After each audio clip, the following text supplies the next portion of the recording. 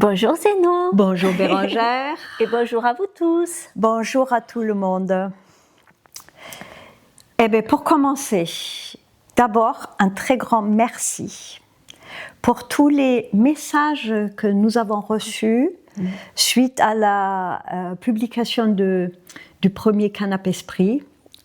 Franchement, ça fait chaud au cœur, donc je dis un grand merci comme ça.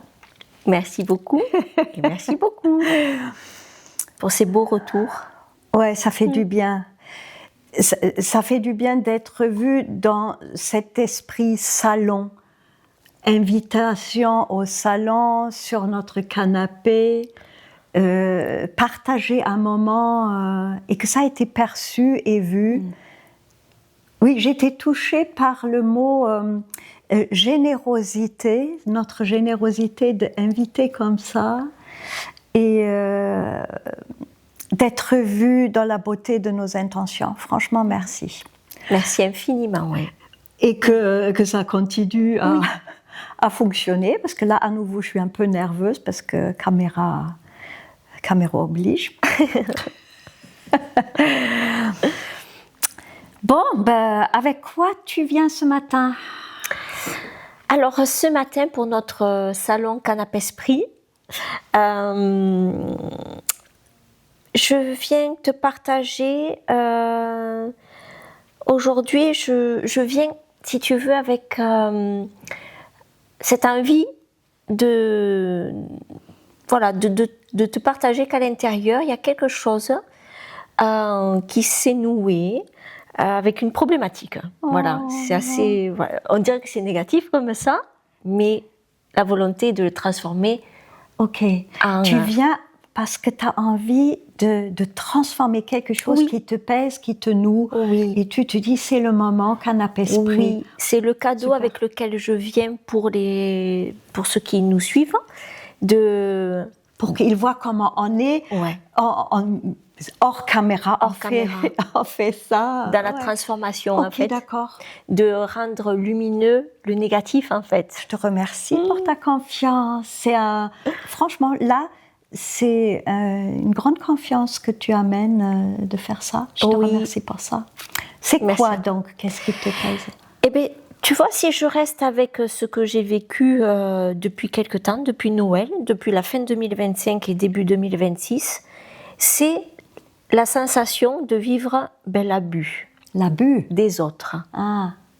Voilà. Alors, peut-être ça paraît gros, parce que souvent on utilise ce mot de l'abus dans on va dire des situations dramatiques.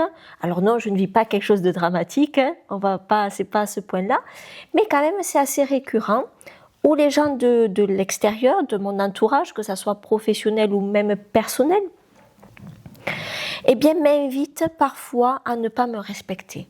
Ok. Voilà. Donc, quand j'entends quand même le mot abus, même si c'est pas comme tu dis dramatique, mais je mesure, vu qu'en plus tu le poses là, que en toi ça se vit quand même de manière récurrente et comme un drame alors. Et oui, et c'est ça en fait, parce que c'est pas en fait, peu importe la situation ou la mesure qu'on donne sur une situation, que c'est c'est banal, c'est dramatique. Peu importe en fait à quel point elle est mesurée et quantifiable par l'extérieur, mais en fait ce que je ressens à l'intérieur, je pense que c'est exactement pareil. La sidération ou la déception ou l'impuissance, elle est sentie de la même façon, et c'est pour ça que j'utilise le mot abus. Abus. Est-ce que juste sans donner de nom ou d'identifier quelqu'un, tu peux donner un exemple concret ? Oui. En fait, voilà, il y a pour Noël, dans la période de Noël, donc tu sais que je suis thérapeute, et donc je me suis trouvée avec plusieurs similitudes de cette fin d'année, où, par exemple, on est venu et on ne m'a pas payé. Donc, la personne, elle est partie et elle a complètement omis de me payer. Donc, c'est génial, parce que ça veut dire qu'à ce moment-là, ce qu'elle a reçu n'a tellement pas de valeur que ça ne demande pas à être payé. Tu n'as pas demandé. Excusez-moi, madame. Non, je n'ai pas demandé. Ok. Donc, je me suis aperçue que la personne ne m'avait pas payé, puisque moi j'ai des besoins. Et je ne l'ai pas dit. Voilà. Sinon, dans la même période, il y a une personne qui vient me voir et à la suite, 2 jours après, c'était le jour de Noël.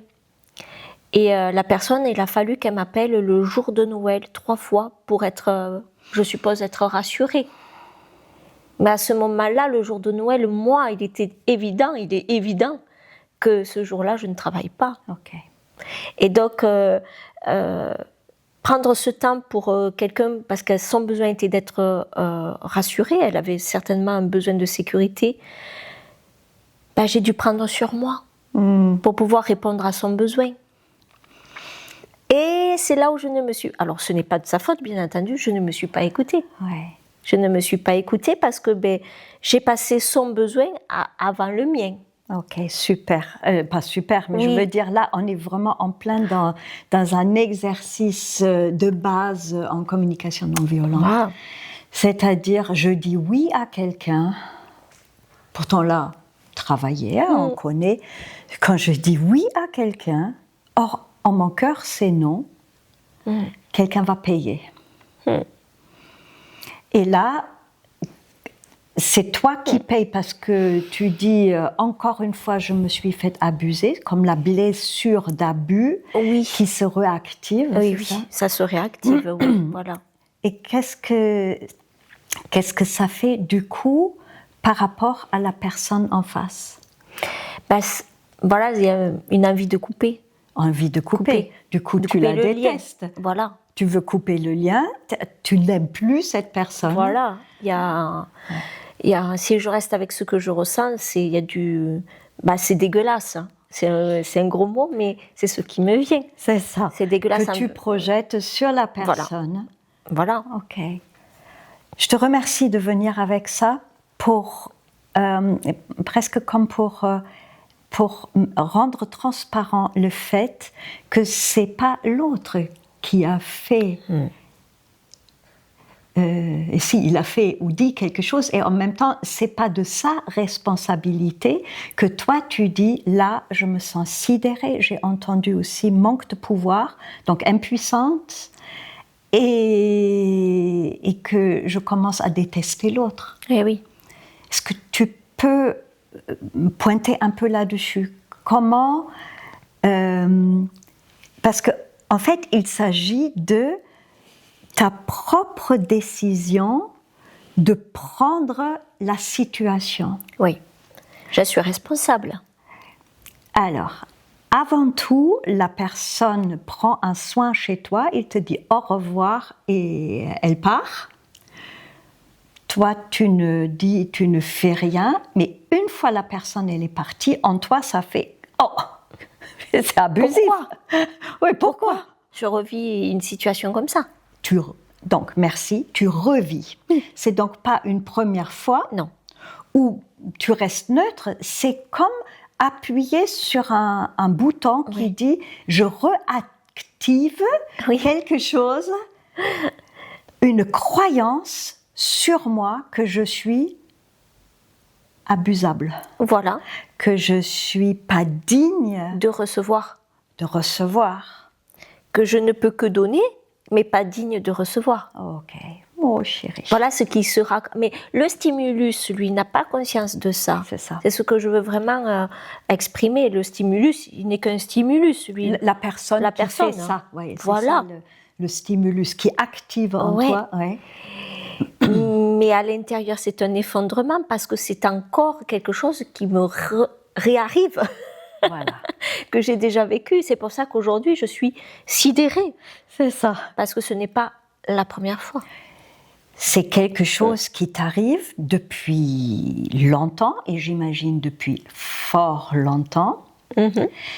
Et est-ce que là, parce que tout à l'heure tu as dit, il y a une pépite, il y a quelque chose de lumineux en dessous de ce qui se passe là. Oui. Est-ce que tu peux voir qu'en dessous de ça, il y a comme quelque chose qui veut dire je veux juste que tu prennes conscience, Bérangère, combien tu es de valeur, Oui. combien tu es estimable et que tu te rends compte toi-même de ta préciosité. Oui. C'est vrai que on peut y voir deux visages derrière une situation, comme on le disait. On a parlé un petit peu parce avec qu'on a déjà beaucoup parlé. Et c'est vrai que je peux y voir deux visages derrière le même scénario. Ok, super. Est-ce que tu veux bien montrer ces deux visages-là? Oui. Comme tu m'as dit hier, parce qu'on s'est vu aussi hier, qu'est-ce que je choisis de nourrir? Voilà. Donc, est-ce que je reste avec juste le regard ciblé avec ma blessure, la blessure qui croit que je ne mérite pas? Du coup, t'es côté chacal. Voilà. Chacal ou Victime. Égo. Qui ne crée que peur, victimisation, tout ça. Voilà. Où est-ce que je veux voir? Eh bien, qu'est-ce qui se joue derrière? Quel besoin? Quel besoin? Le besoin d'être entendu, vu et nourri dans l'échange et le partage. Voilà. Et là, tu regardes, est-ce que je choisis avoir raison avec ego qui veut dire regarde comme le monde il est mauvais, regarde comme ton frère, ta sœur te traite mal. Regarde combien tu n'es pas digne de recevoir. Et que je donne des coups. Oui, des pics, et ça peut durer jusqu'à ce que voilà. On n'est plus là.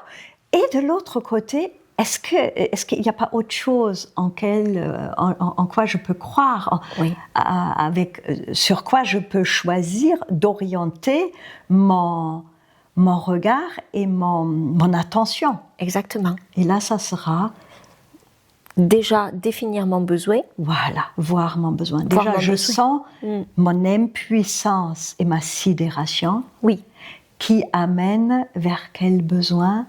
Vers le besoin de reconnaissance. Reconnaissance, impuissance, c'est l'empuissancement, reprendre son pouvoir. Reprendre son pouvoir. Ouais. La dignité. La dignité et exactement. Indigne, tu t'es indigne. Et là, c'est vraiment ta dignité qui dit regarde-moi. Il y a encore une situation extérieure qui veut une stimulation que tu identifies afin que tu puisses prendre en considération ta dignité et tes besoins.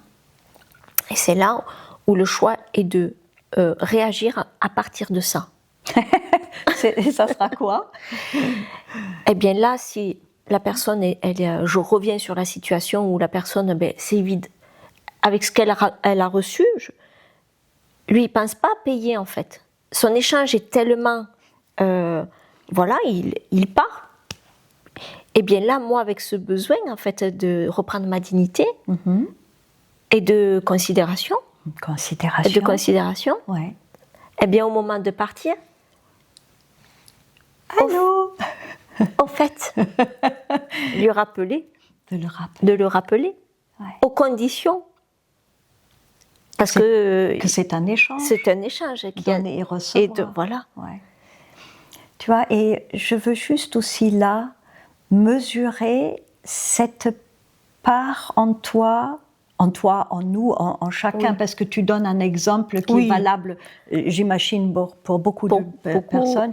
Voilà, il y a des gens qui vont se reconnaître. Cette part qui n'ose pas dire « coucou, je suis là ». Oui. Elle n'ose pas, elle est toute petite, timide, on dirait timide, qui veut croire que là, il y a encore la méchanceté, entre guillemets, qui lui tombe dessus. Et oui. Et quel besoin elle nourrit de ne rien dire?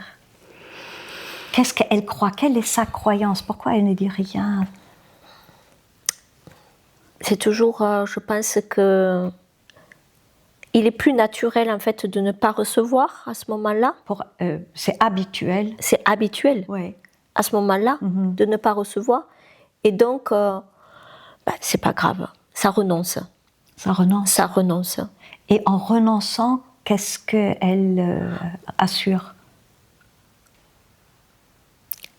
L'entente. Et que l'autre continue à l'aimer, non? Voilà. Oui, qu'il n'y a pas de conflit, qu'il n'y aura pas de problème, en fait. Ah, c'est parce que c'est elle qui allait créer le problème si elle dit coucou. Eh oui. Ok. Eh oui. Eh oui. Eh oui. Est-ce qu'aujourd'hui, là, ici et maintenant, même, parce qu'on a fait tout le processus avant, là, on fait une ébauche. Est-ce que là, ici et maintenant, tu peux vraiment sentir, mais sentir en dedans, cette dignité à laquelle tu as touché tout à l'heure, que tu es digne de recevoir? Oui. Là, aujourd'hui, maintenant, puisqu'on l'a travaillé, je peux sentir cette dignité, en fait, de recevoir. Je reprends tes mots parce que c'est évident, en fait. Je suis digne de recevoir. Oui. Ce n'est même plus... C'est même normal. Je peux le sentir, ça me transcende, en fait, que ça fait partie de la vie. C'est même vital, c'est vital. Ouais, c'est vital pour toi. De recevoir. Et comment tu perçois ces personnes? Est-ce que ça reste encore les monstres, entre guillemets, les abuseurs, entre guillemets? Non, pas du tout. Ok, je te remercie. Et c'est vraiment très, très beau de livrer cet exemple parce que les ennemis extérieurs, on les crée nous-mêmes. Oui. Nous les créons par nos pensées, c'est ce qu'on avait déjà touché au premier podcast, c'est combien nous sommes les maîtres et les créateurs de ce monde qui nous entoure. Si je suis entourée d'abuseurs et de monstres et de gens qui sont irrespectueux, c'est que en moi, j'ai créé ça. Et oui. Et c'est important, en fait, je suis venue avec cet exemple pour que tu nous rappelles, parce que dans ce courant de CNV, en fait, il est très important de voir qu'on est des êtres de besoin, et que c'est le besoin qui va adoucir et apporter de l'amour. Le besoin est un langage qui va adoucir la situation qu'on est en train d'expérimenter. Voilà. Adoucir, est-ce que tu veux dire, c'est au moment où tu connectes avec ton besoin, il y a comme la détente qui s'installe et tout devient doux. Et oui, parce que je n'en veux plus à celui qui m'a servi de stimulus. Je ne lui en veux plus. Je nourris plus de la haine. Parce que je me reconnecte à ce que moi j'aimerais vivre, à ce que je veux recevoir, à ce que je veux connecter avec les humains, avec mes frères et mes sœurs. Est-ce que tu n'as pas envie de créer des ennemis supplémentaires? Ben non. Voilà. Et je te remercie beaucoup pour ça. Ouais. Ben merci à toi pour transmettre aussi ces outils comme la CNV qui sont très importantes et qui nous font reconnecter d'abord en nous avant d'accuser l'autre. Ouais, je te remercie. C'est très beau. Et avec ça, on arrive à un endroit qu'on avait aussi vu déjà hier lors de notre canapé esprit sans caméra. Sur cette question, est-ce que pour avoir vraiment la paix dans le monde, pour avoir la paix à l'extérieur, est-ce qu'il ne s'agit pas vraiment plutôt de trouver cette paix avant tout en soi, à l'intérieur, cet apaisement dont tu parlais? Oui. Vraiment, c'est très chouette quand tu dis que je connais mon besoin et ça devient tout doux, ça adoucit. Tout doux. Ouais. Voilà. Parce que si je pars du principe que je crée le monde extérieur par les projections, par les croyances limitantes que je nourris pour avoir raison, eh bien, il y a aussi cette part qui dit il y a en moi un univers de beauté qui veut vivre et je choisis celui-là, et en choisissant ça, je choisis aussi de voir en mon frère, en ma sœur, en l'autre, en autrui, quelqu'un de digne de beau. Oui. Je le vois dans la beauté de ses intentions. Je le vois comme Marshall Rosenberg, il chantait « See me beautiful, vois-moi dans ma beauté ». Et de voir que tous les êtres, tout comme moi, sont animés parce qu'on a tous les mêmes besoins et tout ce qu'on cherche à faire, c'est de les nourrir, ou de les connecter, de les toucher, d'être en rapport avec ça, au lieu de... Non, là, je me suis perdue. De les manifester. De les manifester, je me suis vraiment perdue. J'étais dans les postulats de Marshall Rosenberg que nous avons, tous les êtres humains ont les mêmes besoins. Ah oui, et ce qui peut nous stimuler sont les stratégies qu'on propose qui parfois sont tragiques. Ah oui. D'accord ? Et auxquelles nous n'osons pas dire non. Et quand on n'ose pas dire non, quelqu'un va payer. Soit moi parce que je me flagelle, soit l'autre parce que je me coupe de lui et je l'accuse. Et je l'accuse. Et c'est ça qui crée, à mon avis, à mon humble avis, ça crée la guerre. La discorde. La discorde. Oui. Infinie. Parce que l'autre, maintenant, il va m'en vouloir parce que j'ai coupé le lien. Et en fait, c'est un cercle infernal. C'est ça. C'est un cercle infernal. Donc c'est vraiment, tu vois, à quel point c'est important de transmettre au travers de ces canapes esprits l'importance d'un dialogue qui est vu et connu et manifesté à partir de soi. Et non pas à partir de ce que les autres veulent vivre, en fait. Et à partir de ce qui est vraiment vivant en toi, c'est-à-dire tu es venu en sidération et avec ton impuissance, ça c'était vivant en toi. Oui. Et pas une jolie bérangère qui se fait croire ou qui me fait croire que tout va bien. C'est ça. C'est ça. Avec un masque. Avec un masque. Tu es venue vivante. Oui. Et tu voulais encore plus vivre qui tu es et pas consentir à chacal ou ego ou cette part qui dit « je veux avoir raison, le monde est méchant, j'ai raison de me couper ». C'est ça. Ok. Oui, merci ma chérie. Merci à toi. On peut juste faire peut-être une petite boucle sur justement le stage que le séminaire, la retraite en Corse, qui va traiter ça. Oui. Où on va le travailler en profondeur. Où et on j'ai va hâte d'ailleurs. Ouais. Tu as hâte, moi aussi j'ai hâte. Ouais, j'ai hâte. Donc tu peux peut-être nous expliquer comment déjà ça va se passer. C'est en Corse, à Corbara. Oh, est-ce que je vais pouvoir dire comment ça va se passer? Je peux juste dire que l'année dernière, quand on a fait Corbara les 4 jours et demi, ça a été très clair, il y avait un avant Corbara et un après Corbara. Et ça, tout le monde l'a constaté. Ça a été... en plus, on est dans un lieu absolument somptueux, c'est un couvent sur une colline pleine de grâce, entouré de moines, 6 moines, qui vivent dans la prière et dans la paix, dont j'ai le bonheur d'accompagner un en ce moment. C'est vraiment comme un coaching. C'est splendide comme bien ces hommes-là s'ouvrent à la CNV, à la communication non violente, et comme bien leur univers nourrit le nôtre et le nôtre nourrit le leur. Et c'est très très riche, c'est très beau. C'est chouette. Je ne vais pas pouvoir dire comment ça va se dérouler, mais je sais que ça va se dérouler. En tout cas, on peut retrouver le lien pour les inscriptions. Oui.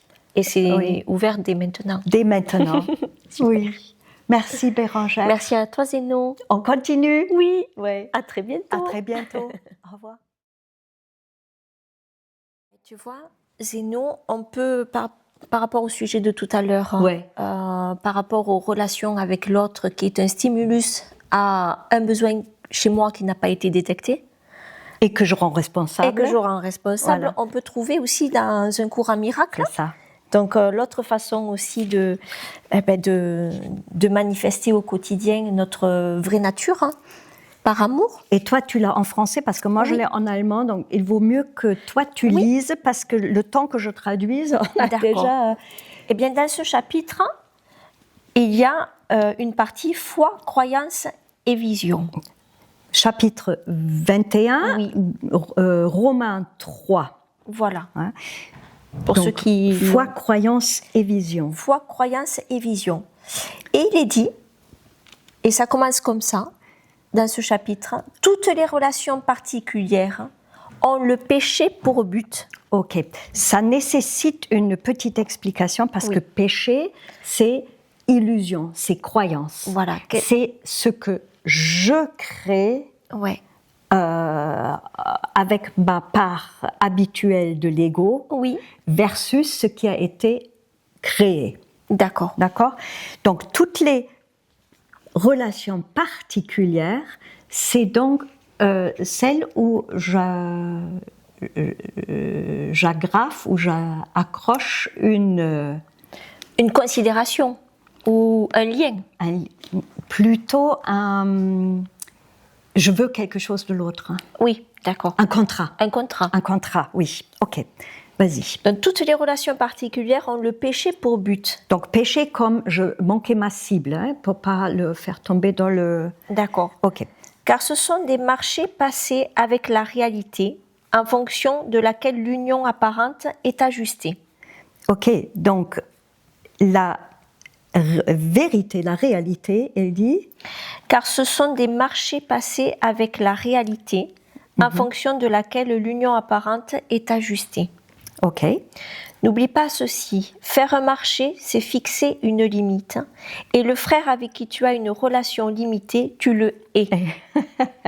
C'est ça. C'est exactement ce qu'on... Donc, au moment où je veux quelque chose de l'autre et je ne l'obtiens pas, ou lui, il veut quelque chose et je ne dis pas non parce que j'ai peur qu'il ne m'aime pas. C'est ça. Hein? De rompre le lien. De rompre le lien.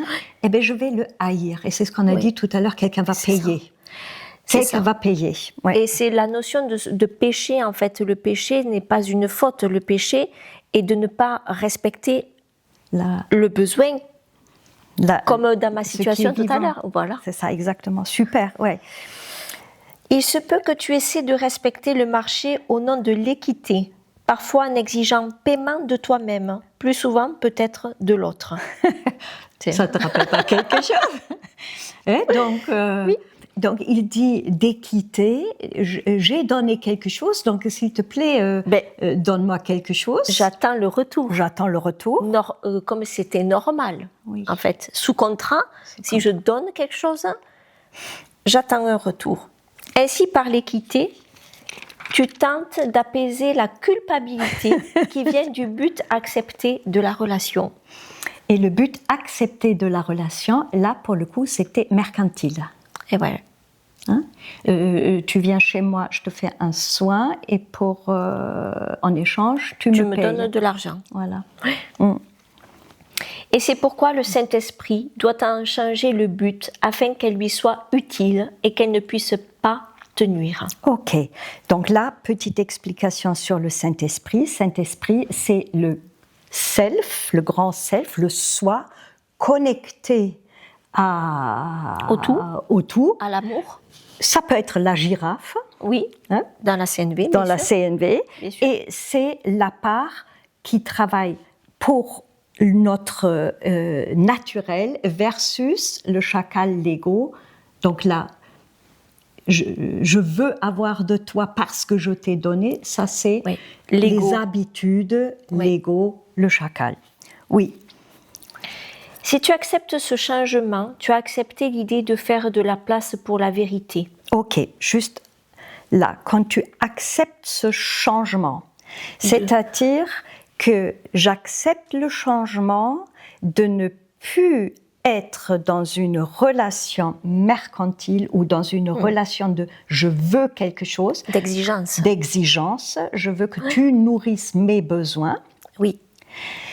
Mais quand j'accepte que il y a de la place pour la vérité, il dit. Oui. Faire la place pour la vérité. Quelle était la suite de la phrase en français? La source du péché a disparu. La source a disparu. Ouais. La source du conflit. Parce que je suis la source dans mes croyances. Ah oui. Tu peux le redire plus proprement, oui. Parce que moi je comprends, mais parfois avec les mots... Dans cette partie-là, en fait, si on reformule, c'est que quand en fait je choisis le Saint-Esprit pour vérité, en fait, ce qui, on va dire à la CNV, de prendre de la hauteur, oui.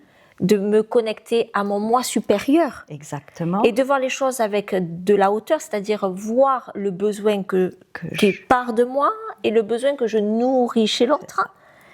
Eh bien, le péché a disparu, c'est-à-dire le contrat est rompu de l'exigence. Et du coup, il y a une réalité qui apparaît, oui. Qui est lumineuse et qui est joyeuse, qui est détendue. Oui. Et la source des conflits a disparu comme une illusion parce que c'est moi qui l'ai créée. La chimère, le monstre. Est-ce que, franchement, est-ce qu'on n'est pas gâté d'avoir des outils comme la CNV ou le cours, de pouvoir travailler ça à la source, à la base? Bien sûr, de s'extirper des relations mercantiles.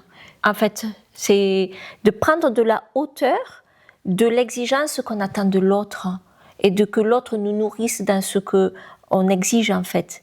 J'ai presque envie de dire de s'affranchir des relations abusives, d'abus, que je veux quelque chose de toi ou que je dois te donner quelque chose de moi et me laisser abuser. Abuser, ouais, tu vois. Bien sûr, qui est le thème de la vidéo qu'on a pu faire, dont la source du péché a disparu. Il n'y a plus d'abus, en fait. Il n'y a plus d'abus. Il n'y a plus. Ça, c'est la vérité.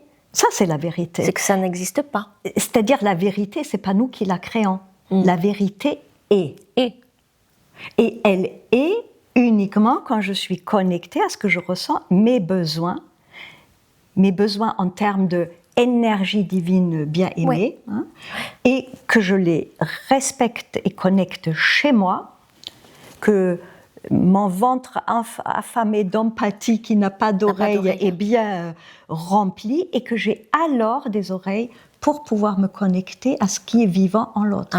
Besoin égale ce qui est vivant aussi, l'énergie divine bien aimée. D'où l'importance des mots. C'est-à-dire que quand j'attends quelque chose de l'autre, je suis en échange. Quand je me respecte et que j'ouvre au lien, j'accueille l'autre. C'est pas pareil. Là, on passe de quelque chose d'exigeant à quelque chose d'accueillant et de bienveillant. C'est ça l'amour. C'est ça l'amour. Tu peux t'imaginer que tu en ressens encore les effets, mais ce n'est plus ton but et tu n'en veux plus. Alors ça aussi, tu peux le relire. Oui. Tu peux t'imaginer que tu en ressens encore les effets. Comme toi, quand tu es arrivé. Voilà. Tu t'es imaginé que tu ressens encore des effets des abus. De l'abus. D'accord ? Et en même temps... Mais ce n'est plus ton but et tu n'en veux plus. Oui. C'est ça. Parce que tu es arrivé, tu as dit « j'en peux plus ». J'en peux plus. Et tu l'as dit plusieurs fois « je n'en peux plus, je n'en veux plus ouais. ». Je vois qu'il y a quelque chose qui tourne par an, je vis encore des effluves et émanations, et en même temps, c'est pas ça que je veux. Et ça donne espoir quand même. Bien sûr. Nul ne permet qu'un but soit remplacé tant qu'il le désire, car rien n'est tant chéri et protégé qu'un but que l'esprit accepte. C'est ok ça, c'est compréhensible.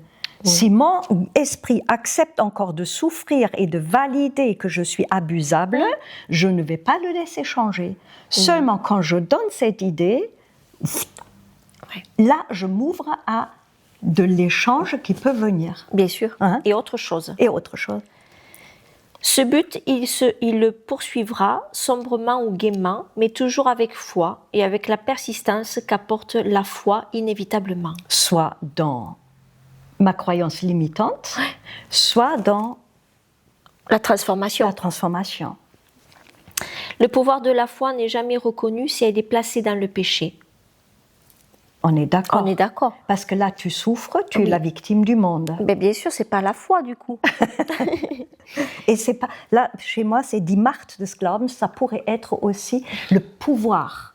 D'accord. Le pouvoir. Et là, c'est marqué la puissance. Le pouvoir de la foi. Ah, le pouvoir de la foi. Oui, le pouvoir de la foi. Ben, c'est marqué pareil. C'est pareil. C'est-à-dire ce qu'on avait discuté aussi. Il y a un tel pouvoir dans la foi. Tant que je nourris l'un, j'obtiens l'un.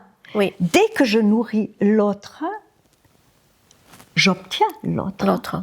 Donc la foi, elle a vraiment, avec l'intention, une place centrale. Oui. Mais il est toujours reconnu si elle est placée dans l'amour. Oui. C'est ça, c'est ce que tu dis. Pourquoi est-il si étrange pour toi que la foi puisse déplacer des montagnes ? Cela est certes un bien petit exploit pour un tel pouvoir, car la foi peut garder le Fils de Dieu enchaîné aussi longtemps qu'il se croit attaché à des chaînes. Ok. Ça fait sens, hein ? Ah oui, ça fait sens. Donc tant que je crois que je suis détestée, que personne ne m'aime, que je peux faire confiance à personne... Et la victime. La victime, je reste dans mes propres chaînes. Oui. Hein ? Et j'enlève mes propres chaînes au moment où je cesse tout simplement de croire. Juste, restons à cet endroit. Comment je peux, ici et maintenant, dire « je cesse d'y croire » afin de croire aux miracles qui sont possibles à la place?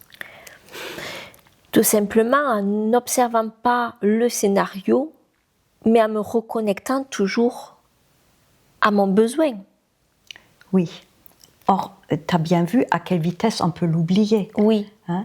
Donc, c'est ces chaînes-là, cette croyance qui peut encore persister et que je ne veux pourtant plus. Oui.